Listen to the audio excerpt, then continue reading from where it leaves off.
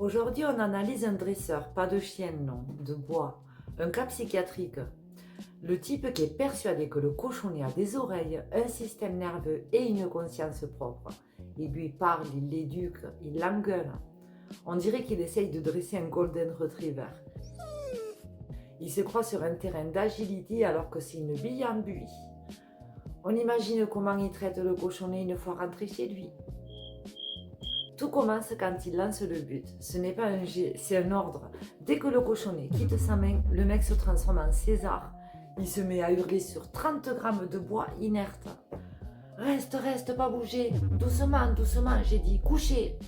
Il tend la main, il fait des grands gestes, il essaye de contrôler la gravité avec la force de son esprit. Mais Michel, le cochonnet ne t'écoute pas, il n'a pas de cerveau. Il n'a pas fait l'école des chiots. Il s'en fout royalement de ton autorité. C'est une sphère, ça roule, c'est de la physique, pas de l'obéissance. Mais le pire, c'est quand ça marche. Si par hasard le cochonnet s'arrête pile là où il voulait, le dresseur change de personnalité. Il passe du caporal-chef au papa gaga, complètement zinzin.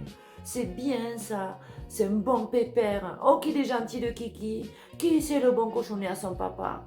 Là, tu sens le malaise s'installer sur le terrain. Ses adversaires se regardent. Est-ce qu'on doit appeler le SAMU?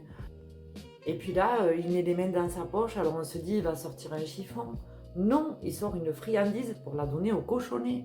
Allez mon petit, mange la friandise. C'est bon, n'est-ce pas? Oh là là, bravo, t'es un bon chien. Il le frotte amoureusement. Ce psychopathe est à deux doigts de lui lancer une balle de tennis, de lui gratter le ventre et de vérifier s'il a les vaccins contre la rage. C'est gênant, vraiment.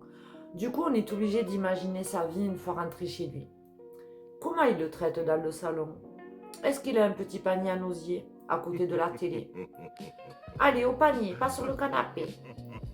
Est-ce qu'il lui achète des croquettes pour termites? Est-ce qu'il le sort faire ses besoins dans le jardin à 22h? Allez, fais pipi, petit cochonnet, on rentre.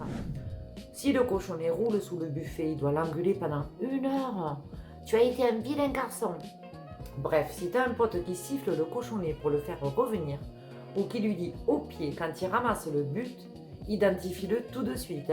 Et surtout abonne-toi avant qu'il n'essaye de lui mettre un collier anti-puce ou une laisse rétractable. Demain, on s'attaque à un autre névrosé, l'hypochondriaque de la distance, le malade du maître, celui qui mesure même quand il y a 80 cm d'écart et que c'est évident pour tout le monde, sauf pour lui. À demain.